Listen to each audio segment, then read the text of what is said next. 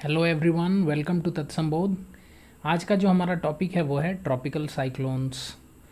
Cyclones अभी हाल ही में news में है क्योंकि साइक्लोन यस स्ट्राइक किया है।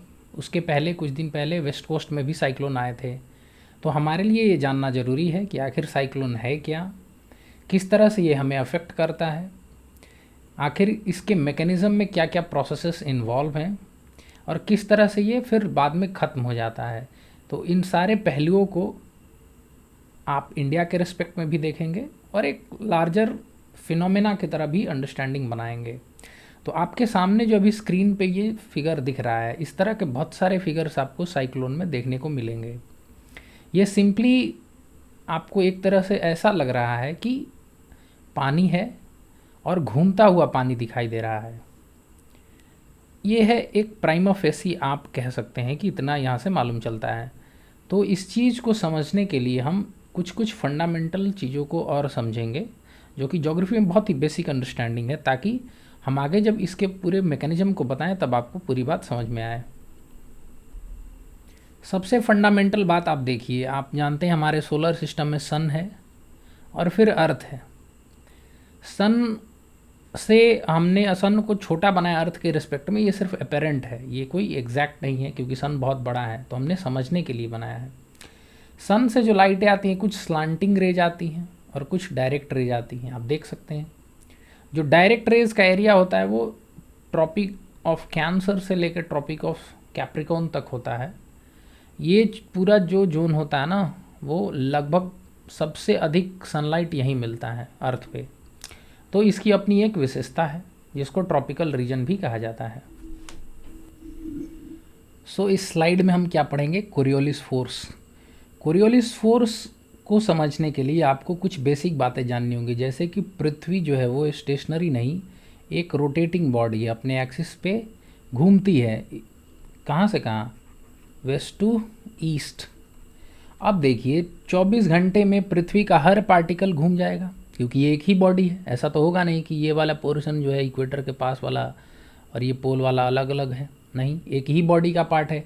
यानी 24 घंटे में आप छोटी सोचिए कि यहाँ पर इतना छोटा डिस्टेंस है, अगर यहाँ पर कोई खड़ा है तो वो इतना ही चक्कर मारेगा, जबकि अगर कोई यहाँ पे खड़ा है उसको लंबी दूरी तय करनी पड़ेगी क्योंकि इक्वेटर आप देख रहे हैं सबसे बड़ा ग्रेटर सर्कल बोला जाता है ना इसको, तो यहाँ से यहाँ पूरा चक्कर लगाना पड़ेगा, जबकि 24 घंटा ही है। कहने का अर्थ ये है कि सेम टाइम में अलग अलग दूरी अगर तय करेंगे तो अलग स्पीड होगा ना, डिस्टेंस बराबर स्पीड इनटू टाइम।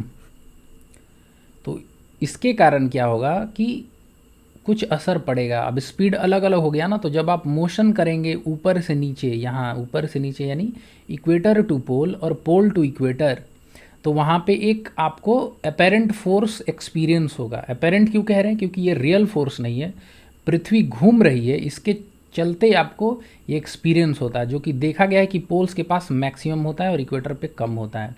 अगले स्लाइड में आपकी अंडरस्टैंडिंग और बेटर हो जाएगी। तो मैं ये कह रहा था कि अर्थ में आप समझ गए हैं कि ये इक्वेटर है, west to east earth rotate कर रही है, ठीक है। पोल वाला पॉइंट का जो है स्पीड कम है, इक्वेटर पे है वो जो तेज़ स्पीड से घूम रहा है। अब सोचिए अगर कोई इक्वेटर ए पॉइंट से पोल बी पे जा रहा हो तो जाएगा तो सीधा इस तरह से जाएगा अगर उसको सीधा जाना है, पर एक्चुअल में देखा जाता है कि वो चला इधर गया सी के तरफ। ऐसा क्यों हो रहा है, क्योंकि आप ध्यान से देखिए, जब आप यहाँ पर हैं तब पृथ्वी अगर घूम रही है तो आपका इस दिशा में भी स्पीड होगा, और आप जा इस दिशा में रहे हैं तो आप अल्टीमेटली कहाँ जाएंगे, इस दिशा में जाएंगे। इसको आप कहाँ समझ सकते हैं, कार्टेशियन एक्सिस में आप समझ सकते हैं कि अगर आपका कोई एक्स कंपोनेंट है ऑलरेडी और आप सिर्फ वाई कंपोनेंट की तरफ फोर्स लगाएंगे तो रिजल्टेंट के डायरेक्शन में आपका इस दिशा में मोशन एक्चुअल होगा। तो ये कहाँ हो रहा है, राइट में डिफ्लेक्ट कर रहा है। आप सिमिलरली अगर पोल के तरफ से इक्वेटर के तरफ आएंगे ए टू बी तो भी राइटवर्ड डिफ्लेक्शन होगा। ऐसा क्यों है, सिमिलरली क्योंकि पॉइंट्स के स्पीड अलग अलग हैं। तो कंजर्वेशन ऑफ एंगुलर मोमेंटम, इसको और डिटेल में आप पढ़ सकते हैं, हालांकि हमारे लिए इतना काफ़ी था कि आप ये जान जाएं कि राइटवर्ड डिफ्लेक्शन होता है नॉर्दर्न हेमिस्फीयर में और उसके उल्टा लेफ्टवर्ड होगा सदर्न हेमिस्फीयर में। तो इससे क्या पता चलेगा कि विंड भी अगर यहाँ से यहाँ ट्रैवल करेगी तो यानी पूरे नॉर्दर्न हेमिस्फीयर में अगर ट्रैवल करेगी तो राइटवर्ड डिफ्लेक्शन, और सदर्न हेमिस्फीयर में करेगी तो लेफ्टवर्ड डिफ्लेक्शन होना तय है। थोड़ी बात हम प्रेशर की भी कर लेते, क्योंकि इसमें लो प्रेशर का यूज़ आएगा। दो तरह के प्रेशर होते हैं, low pressure, high pressure. Basically pressure measure क्या करता है, प्रेशर में क्या हम मेजरमेंट करते हैं। अगर कोई कह रहा है कि एटमॉस्फेयर का इतना प्रेशर, उसका मतलब होता है कि एक स्टैंडर्ड एयर कॉलम ले लिया जाता है जिसमें जो हवा एटमॉस्फेयर की रहती है वो जितना भारी होगा वो यहाँ पे अपना वेट दिखाएगा। तो ये प्रेशर पर यूनिट एरिया आप टेक्निकली भी पढ़ते हैं, और इस तरह से ये इस एक स्टैंडर्ड एयर कॉलम में जितना भार होता है उसी को प्रेशर कहते हैं। अब हमारे यूज़ के लिए क्या है कि कुछ पर्टिकुलर एरिया ऐसा होता है वहाँ पे सनलाइट पड़ी तो एयर क्या हो गया, वार्म हो गया, और warm air rises up in the air. कहाँ से पढ़े आप, कन्वेक्शन से। उसके कारण क्या हो जाता है कि वहाँ की पूरी एयर गायब हो गई, तो उस एयर को फिल करने के लिए चारों तरफ से बाकी जगहों से एयर आता है। ओके, और इसको क्या बना देता है, कन्वर्जेंस जोन। कन्वर्ज करने का मतलब यहाँ से आके यहाँ, यहाँ से आके यहाँ से आके यहाँ से आके चारों तरफ से आके हवाएं कन्वर्ज कर रही हैं। ये जहाँ एल लिखा हुआ है ये लो प्रेशर होता है। हाई प्रेशर कहाँ होता है, जहाँ पे अब मान लीजिए यहाँ से हवा ऊपर चली गई, वार्म एयर था ना, जैसे जैसे हम ऊपर जाते हैं टेम्परेचर क्या होता है, घटते जाता है, डिक्रीज। तो ऊपर जाके हवाएं क्या हो जाती हैं, ठंडी। तो इधर उधर जहाँ बहेंगी, और कुछ ऐसे जगह होंगी जहाँ ऊपर से नीचे भी आएगा, उसको सबसिडेंस बोलते हैं, और वहाँ पे हाई प्रेशर क्रिएट होता है। तो ठंडी हवा ऊपर से नीचे आया, और नीचे आने के बाद क्या होता है, ये अपने इधर निकल जाएगी, इधर निकल जाएगी, इधर निकल जाएगी, यानी चारों तरफ डाइवर्ज कर जाएगी, इसलिए डाइवर्जेंस जोन बोलते हैं। तो बेसिक बात आप क्या समझे कि लो प्रेशर एक कन्वर्जेंस जोन होता है, क्योंकि उसका जेनेसिस ही होता है कि hot air rises up in the air convection process के द्वारा। वार्म एयर जब ऊपर जाता है तो कंडेंसेशन, बादल वगैरह बन जाता है, और फिर वो हवा ठंडी हो जाती है। ठंडी हवा फिर नीचे आती है तो हाई प्रेशर जोन क्रिएट करती है, और हाई प्रेशर जोन के पास क्या होता है, हवा अत्यधिक होता है तो चारों तरफ वो बहता है, क्योंकि लो प्रेशर जोन की तरफ बहेगा। तो इसीलिए आप ये भी जानते हैं बेसिक कि हवा high pressure to low pressure flow करता है। अब साइक्लोन के दौरान क्या होता है, साइक्लोन में एक लो प्रेशर सिस्टम होना ज़रूरी है। समुद्र के अंदर लो प्रेशर जब भी टेम्परेचर 26 डिग्री से ऊपर हो और 60 मीटर के डेप्थ तक पानी में हो, ताकि मॉइस्चर की सप्लाई हो सके। अब यहाँ पे अगर गर्मी हो रही है तो क्या होगा, यहाँ का जो एयर टच में होगा तो एयर भी गर्म हो जाएगा, गर्म एयर होगा तो ऊपर जाएगा और अपने साथ वाटर वेपर भी लेके जाएगा। तो गर्म हवा है, यहाँ से उड़ गई तो यहाँ खाली जगह हो गया, ये लो प्रेशर जोन हो गया। तो अगल बगल जितने भी हाई प्रेशर, ये सब बहुत दूर दूर होंगे, समुद्र की बात कर रहे हैं, तो वहाँ से क्या होगा, हवाएं इसको फिल करने के लिए चलेंगी, लेकिन चलेंगी तो सीधा, पर एक्चुअल में उनका मोशन थोड़ा टेढ़ा होगा। आप देख पा रहे हो क्यों होगा, क्योंकि नॉर्दर्न हेमिस्फीयर में हम कंसिडर कर रहे हैं, और क्योंकि हम लोग नॉर्दर्न में रहते हैं तो वहाँ पे राइटवर्ड डिफ्लेक्शन होगा, यानी आप चलना सीधा चाहेंगे लेकिन ऐसे राइट में डिफ्लेक्शन होता जाएगा। और उसके कारण क्या हो जाता है, ऐसा लगता है कि इस तरह से हवा एक्चुअल सीधा न बह के ऐसे ऐसे ऐसे ऐसे गोलाकार बनती है, और वो एंटी क्लॉकवाइज फॉर्म में बहने लगती है। कहाँ पे, नॉर्दर्न हेमिस्फीयर में। अगर यही फिनोमेना सदर्न हेमिस्फीयर में हो तो क्लॉकवाइज बहती है। तो इसलिए साइक्लोन को कभी कभी डायरेक्शन में भी आपसे पूछा जा सकता है। अब देखिए साइक्लोन के दौरान क्या होता है, वो जो आप देख रहे थे ना घूम रहा है बीच वाला, उसको आई कहते हैं। यहाँ पर कोई बारिश नहीं होती, यहाँ टेम्परेचर बहुत ज़्यादा होता है। इस पूरे सिस्टम का सबसे अधिक टेम्परेचर यहीं होता है। चारों तरफ से हवाएं आ रही हैं, गर्म हो रहा है, हवा ऊपर जा रही है, बादल बन रहे हैं बड़े बड़े छोटे छोटे। जैसे जैसे यहाँ से दूर जाते जाएंगे तो क्या होगा, मॉइस्चर कम होते जाएगा, गर्मी कम होती जाएगी। इसलिए बादल का भी शेप मैंने छोटा छोटा बनाया। अलग अलग टाइप्स ऑफ बादल जब आप पढ़ेंगे तो आपको मालूम चलेगा। सीबी क्लाउड बोलते हैं, क्यूमुलर निम्बस क्लाउड, जो कि सबसे भयानक और सबसे ज़्यादा बारिश करते हैं, बहुत बड़े बड़े होते हैं। तो इस क्रम में ये वाले एरोज जो हैं वो दिखा रहे हैं कि वार्म एयर ऊपर जा रही है, बादल बन रहा है, बारिश हो रही है। इस जोन में क्या होता है कि यहाँ पर कोई एकदम खाली जोन होता है, यहाँ पर इतना हाई टेम्परेचर होता है ना कि यहाँ सारी वार्म एयर ऊपर जा चुकी है, यहाँ भयानक रूप से जा रही है। फिर यहाँ कंडेंसेशन हो रहा है, तो कंडेंसेशन हो रहा है तो हीट यहाँ पर रिलीज हो जा रहा है, और ये जो ठंडी हवाएं हैं वो फिर नीचे आने की कोशिश कर रही हैं। तो ये साइक्लोन में क्या होता है, लो प्रेशर से हवा ऊपर जाती है, एंटी साइक्लोन में हवा ठंडा होकर नीचे आती है। सब्सिडेंस मैंने आपको प्रीवियस स्लाइड में बताया है। यही हवा जब नीचे आती है तो फिर वार्म हो जाती है, क्योंकि अगर टेम्परेचर ऊपर जाने पे घट रहा है तो नीचे आने पे टेम्परेचर बढ़ेगा भी। तो ये सब फिर वार्म होके इसी सिस्टम को और ज़्यादा इग्नाइट करते हैं। तो ये एक तरह का पूरा ये जो होता है जोन ना, ये रेन जोन कहलाता है, बारिश वाला, ये रेनलेस कहलाता है, यानी आई इसको बोलते हैं साइक्लोन का।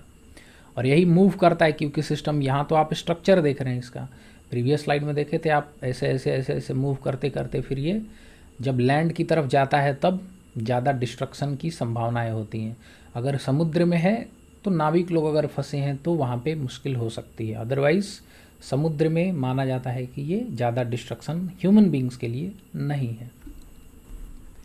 तो आप देख सकते हैं कि यहाँ क्या लिखा हुआ है कि ये एक एटमॉस्फेयर में डिस्टर्बेंस होता है जो कि लो प्रेशर सिस्टम के अराउंड होता है, लो प्रेशर एरिया है, और यहाँ पे डिस्ट्रक्टिव एयर सर्कुलेशन होता है, यानी जो हवाएं बहती हैं उसके कारण बहुत ज़्यादा डिस्ट्रक्शन होता है। आगे देखेंगे कि डिस्ट्रक्शन का क्या मतलब है यहाँ पे।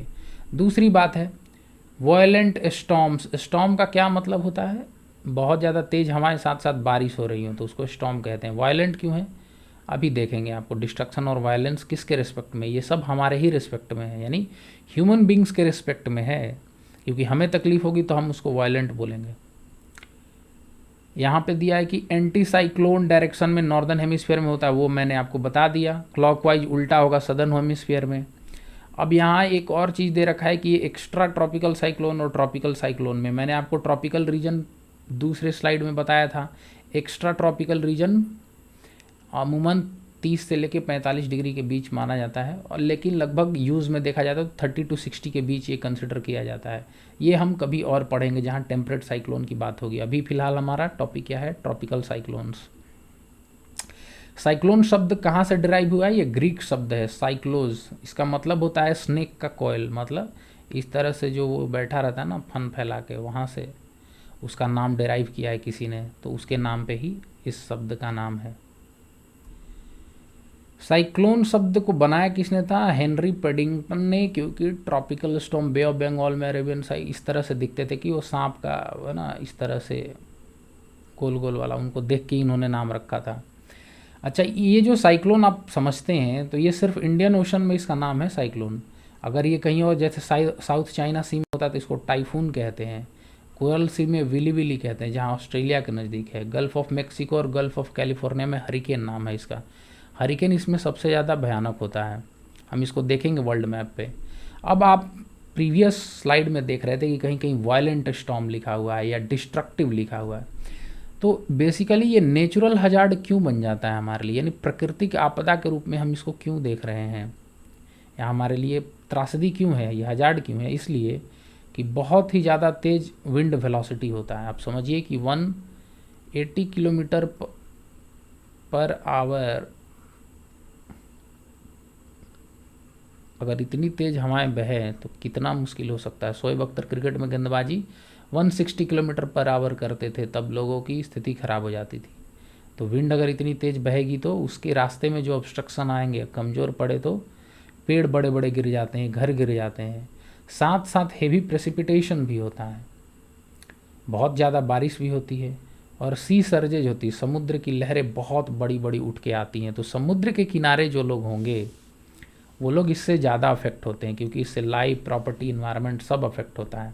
अब आप सोच रहे होंगे कि सर ने तो बताया था कि समुद्र के अंदर ये सारी चीज़ें होती हैं, तो फिर ये साइक्लोन हमारे यहाँ कैसे आ जाता है। एक्चुअली वो मूविंग होता है, आपने देखा था इस तरह से वो मूव कर रहा था ना। तो मूव करते करते अगर मान लो यहाँ पे भारत का नक्शा है, इधर से इधर आया तो लैंड पे टकराएगा, लेकिन इधर से इधर जा रहा है तो हमारे काम का नहीं होगा, या इधर इधर कहीं चला गया तो। लेकिन जैसे ही वो लैंड की तरफ अगर आता है और जितनी अंदर तक जाता है वहाँ पर दिक्कत देगा। ये वेस्ट कोस्ट है, ये ईस्ट कोस्ट है, तो जब ये लैंडफॉल होता है एक्चुअल में तब ज़्यादा बड़ी दिक्कत होती है। वरना समुद्र में रहता है और अगर फिशरमैन वहाँ नहीं अटके हैं तब तो कोई बड़ी बात नहीं है। साइक्लोन कभी कभी आप सुनते होंगे कि आने की भविष्यवाणी होती है लेकिन लौट जाता है, क्योंकि मोशन उसका उल्टे डायरेक्शन में हो जाता है। तो इस तरह से आपको क्या समझ में आया, कुछ कुछ बेसिक जानकारियाँ हम मैप पे भी देखेंगे, इसको अलग अलग नाम से कहाँ कहाँ पुकारते हैं। जैसा कि मैंने बताया, देखिए हरिकेन यहाँ है, यहाँ है, यहाँ है, साइक्लोन यहाँ कहा जाता है इंडियन ओशन में, टाइफून्स कहा जाता है यहाँ, इधर वाला जो है ना कोरल सी, यहाँ विली विली नाम है इसका।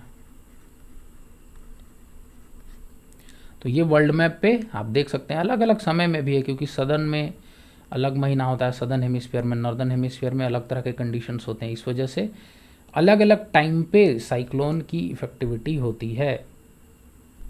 अब IMD ने कुछ कैटेगरी भी बांट रखा है, कोई क्राइटेरिया दे रखा है जिससे इसका नाम पड़ा है।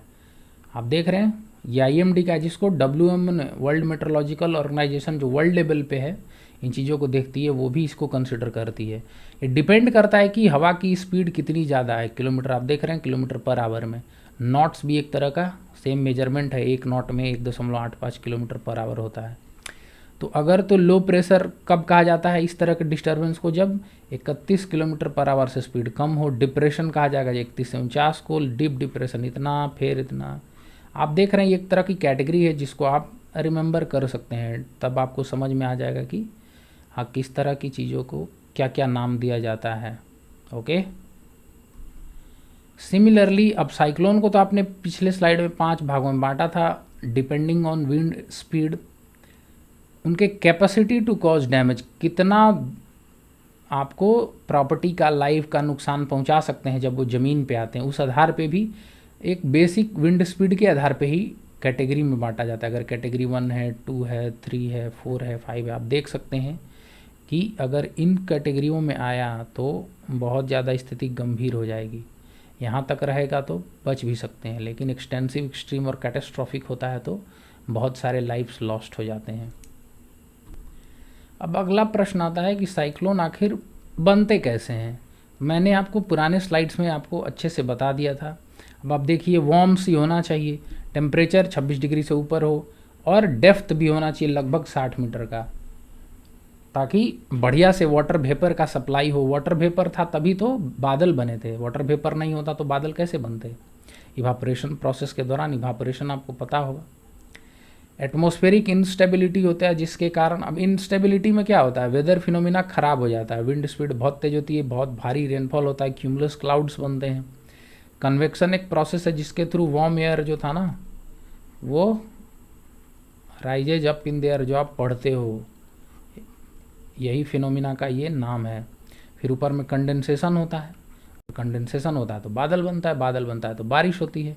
यानी बेसिकली साइक्लोन में हो क्या रहा है, लो प्रेशर सिस्टम था, हवाएं फिल करने के लिए हाई प्रेशर जोन से आई, लेकिन कोरियोलिस फोर्स के कारण क्या हो रहा है, डिफ्लेक्शन हो रहा है। डिफ्लेक्शन के कारण एंटी क्लॉकवाइज डायरेक्शन में मूव कर रही है, किस में, नॉर्दर्न हेमिस्फीयर में।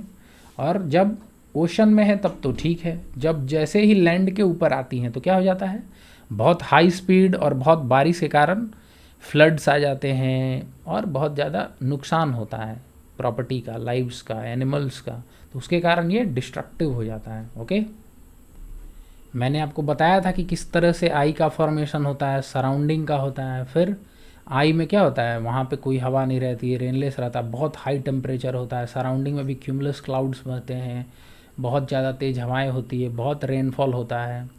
फिर जब लैंडफॉल होता है, यहीं पे एक्चुअल हमारे लिए दिक्कतें चालू होती हैं।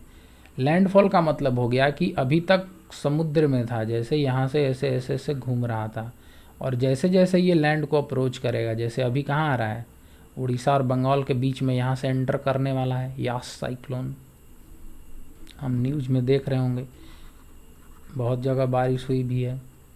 तो यहाँ से होगा तो जैसे जैसे भीतर जाएगा, जितनी दूर तक अंदर तलक जाएगा, वहाँ उतना दूर डिस्ट्रक्शन होगा। इसीलिए समुद्र के किनारे रहने वाले लोग इससे ज़्यादा अफेक्टेड होते हैं। पर एक बात और भी है कि जैसे ही ये लैंड के ऊपर आता है तो इसका डीके भी शुरू हो जाता है। क्यों? क्योंकि हमने पढ़ा था कि मॉइस्चर ज़रूरी है, सी सरफेस का टेम्परेचर आपने देखा था, मॉइस्चर होगा तभी क्लाउड्स बनेंगे, और लो प्रेशर सिस्टम मेंटेन रहेगा तभी हाई प्रेशर से हवाएं आएंगी, वो ख़त्म हो जाता है। दूसरी तरफ जो एंटी साइक्लोन मैंने आपको बताया था कि ऊपर से जो ठंडी हवाएं नीचे आती हैं, वो क्योंकि अब इतना टेम्परेचर मेंटेन्ड नहीं रहा, मॉइस्चर फ्लो नहीं रहा, तो यहाँ का स्थिति थोड़ा वार्म घट जाता है। तो यही हवाएं जो ठंडी ठंडी नीचे आ जाती हैं तो इस चीज़ को भरने लगती हैं, धीरे धीरे भरते भरते इस सिस्टम को पूरा ख़त्म कर देती हैं। तो जो एंटी साइक्लोन समुद्र के अंदर साइक्लोन को और मजबूत बनाता था, वही एंटी साइक्लोन यहाँ पर आके इसको ख़त्म करने में भी मदद करता है।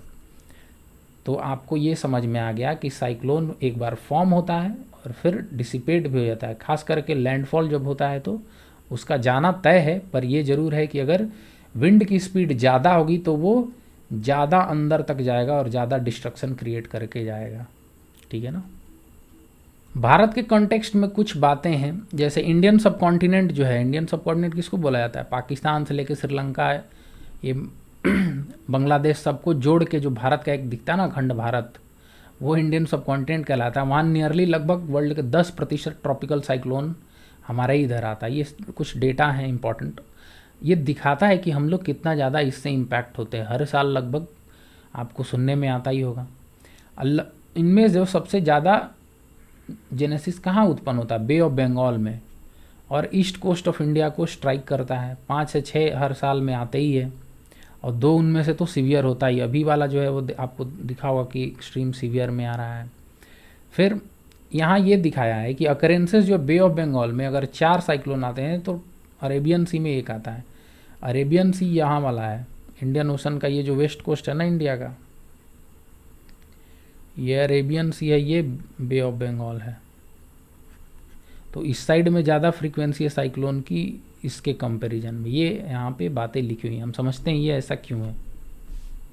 देखिए इस संदर्भ में डेटा भी दिया हुआ 1891 से लेके 1990 तक का, जिसमें 262 साइक्लोन हुए हैं ईस्ट कोस्ट में, जबकि सिमिलर टाइम पीरियड में मात्र 33 ही हुए हैं वेस्ट कोस्ट में, जिसमें 19 सीरियस हैं, यहाँ 92 सीवियर हैं। और ये होता कब है? मई, जून, अक्टूबर, नवंबर में। कुछ और डेटा है कि साइक्लोन का डायमीटर, क्योंकि इस तरह से एंटी साइक्लोन बनता है ना इतने बड़े एरिया में, तो उसका डायमीटर यहाँ से यहाँ इतना किलोमीटर होता है, पेरीमीटर इतना हो सकता है, में बीच का स्पीड इतना दूर जा सकता है। ये सब बहुत सारे इन्फॉर्मेशन है जो आपको समझने में थोड़ी हेल्प करेंगे। तो मैं आखिरी स्लाइड में ये कह रहा था कि क्यों बे ऑफ बंगाल में ज़्यादा आता है अरेबियन सी के रिस्पेक्ट में।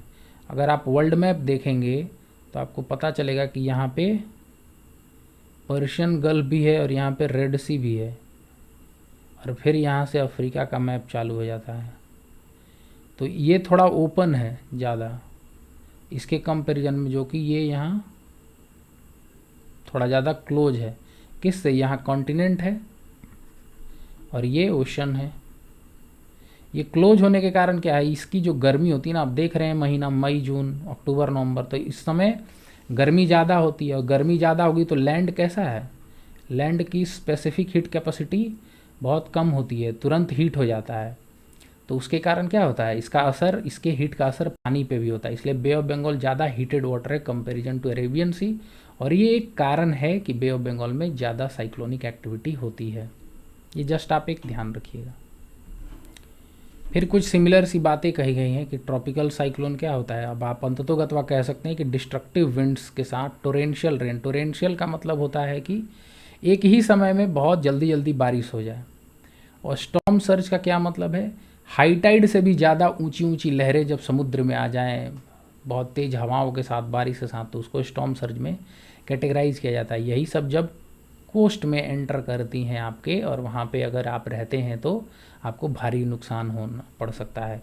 अगर बहुत ज़्यादा ऊंची ऊंची लहरें आती हैं तो किनारे में फ्लड का भी चांस रहता है, क्योंकि पानी बहुत अंदर चला जाएगा तो फिर क्या होगा, डुबा देगा बहुत सारी चीज़ों को। अगर आपको साइक्लोन के बारे में क्या करना चाहिए, क्या नहीं करना चाहिए उसके दौरान, तो आप यहाँ पे पढ़ सकते हैं। ये आप देख रहे हैं कि NDMA का वेबसाइट है, national disaster management authority. Disaster management जब हम कभी पढ़ेंगे तो उसमें मैं आपको बताऊंगा। ओके, ये है भारत का वो मैप जहाँ पे दिखा रहा है कि आपको साइक्लोन कहाँ कहाँ असर करता है। कुछ ऐसे जगह हैं जहाँ थोड़े कम कलर के हैं, आप देख रहे हैं ये वाला रीजन, ये वाला रीजन। अलग अलग कारण हैं इनके, कभी हम लोग उस बारे में अलग से पढ़ेंगे, लेकिन अभी के लिए मान के चलिए कि ये थोड़े कम हैं। या यहाँ पे हो गया, यहाँ रन ऑफ कच्छ है, सॉल्ट मार्सेस हैं तो उसके कारण है। यहाँ पे थोड़े वेस्टर्न घाट्स ज़्यादा ऊंचे ऊंचे हैं उसके कारण है। इधर का कोस्ट दूसरे कारणों के कारण, तो ये सब कम है। जबकि ये जो डार्क ब्लू वाले हैं वो ज़्यादा इफेक्ट होता है यहाँ पे साइक्लोन का। ये जो रेड कलर से आपको दिख रहा होगा अगर, तो ये सुनामी के लिए भी प्रोन जोन है। तो ये बेसिकली दिखा रहा है कि भारत का कौन कौन सा आप कह सकते हैं एरिया जो है साइक्लोन से ज़्यादा अफेक्टेड होता है। एक और बात इसमें जो बार बार आता है कि साइक्लोन का यार नाम कैसे ये लोग रखा जाता है, जैसे साइक्लोन ओखी कभी आया था, अभी यास नाम है। ये सब नेमिंग जो होता है ना, वो इंडियन, खास करके नॉर्थ इंडियन ओशन में अरेबियन सी और जो बे ऑफ बंगाल अभी जो हम पढ़ रहे थे, उसमें अलग अलग देश अपने लिए कुछ कुछ सेंटर्स बनाए इसके स्टडी के लिए, और सब ने मिल करके लगभग 13 ऐसे देश हैं जो इसको नाम रखने की प्रक्रिया अपनाया है, जिसमें ये सब देश आप नाम पढ़ सकते हैं। और ये लोग क्या करते हैं कि हर एक देश अपने लिए मान लो 4-4 नाम सजेस्ट कर दिया, और उसको एक सीक्वेंस की तरह से रख दिया गया है कि अभी ये नाम रखाएगा, फिर अगले कंट्री का नाम रखाएगा, फिर अगले कंट्री का नाम रखाएगा। तो इस तरह से ये नेमिंग होती है। IMD जो भारत का है वो भी इसमें एक पार्ट है, आप देख सकते हैं। तो ये एक इन्फॉर्मेशन है जिसके थ्रू आप पता चलता है कि नेमिंग होती कैसी है। तो आप देखिए ये जो नाम यास वाला है वो किसने सजेस्ट किया, ओमान ने। और फिर इसका मतलब है कि tree with a good fragrance in, jasmine जैसा, माने एक ऐसा पेड़ जिससे बहुत खुशबू अच्छी आती हो। जो अगला साइक्लोन इंडियन ओशन में आएगा उसका नाम रहेगा गुलाब, क्योंकि पाकिस्तान ने ये सजेस्ट किया। तो आप देख सकते हैं कि आप प्रिडिक्ट भी कर पा रहे हैं। तो बेसिकली क्या है कि इंडियन ओशन रीजन में 13 ऐसे देश हैं जिन्होंने मिल के ये नाम रखने की प्रक्रिया की है। सब अपना अपना 3-4 नाम प्रपोज करते रहते हैं, बारी बारी से सबका नाम एक एक बार आते रहता है।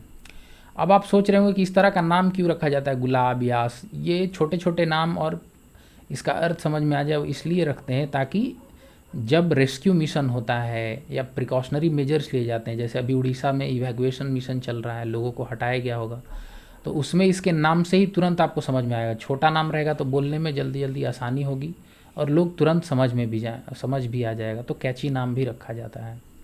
तो ये था नेमिंग की प्रक्रिया। आज के लेक्चर में हमने क्या पढ़ा, साइक्लोन क्या होता है सॉरी, साइक्लोन के मैकेनिज्म कैसे हैं, इंडिया का कौन सा भाग ज़्यादा अफेक्टेड होता है, साइक्लोन में क्या क्या आपने मेथड्स वगैरह सारे पढ़ लिए। तो आई होप कि आपको ये बातें समझ में आ गई होगी, खास करके जब प्रेजेंट कॉन्टेक्स्ट में इतने ज़्यादा साइक्लोन आ रहे हैं।